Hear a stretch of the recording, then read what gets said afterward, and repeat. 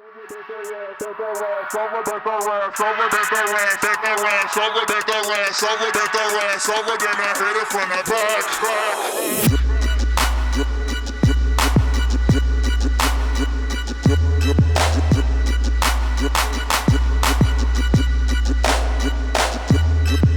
hello. I'm Curt. I'm Josh, and we're Flosstradamus. It was 2006, and I was living with a friend who worked at Whole Foods with Curt, and I was looking to start a DJ duo, production duo, and he said, my friend is making music similar to yours, and you guys would be a good duo.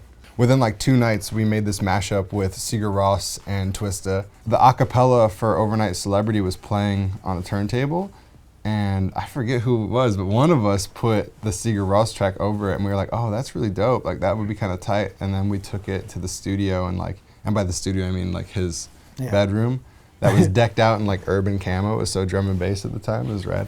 But he and I put it together and then like released it as a track. So the first thing we did together kind of happened just by mistake. Yeah. And a lot of the stuff that we do happens just kind of by mistake. Like a bunch of happy mistakes got us here to Brooklyn right now to work in the studio. Yeah.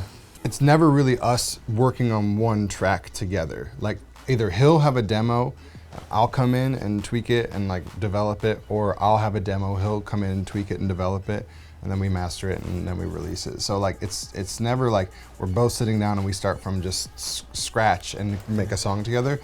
One of us always has the initial idea, and then the other person comes in and adds their input to it. So we've been on the road for 7 years, and we've seen every type of crowd in every type of city. So I think, just naturally developed a way to fix things if they're not going right, and figure it out. And if it's going good, then just maybe stick to that same game plan every set we play.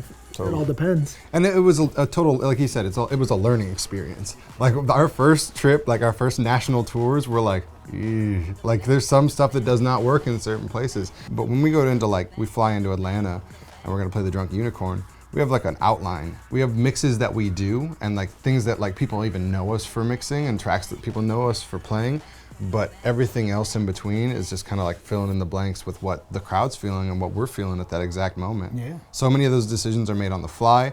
Some of the decisions are made at the hotel before we even go to the club. So there's so much of it that like goes into just like feeling the crowd. We learned how to do that though just by being out there and sort of trial and error.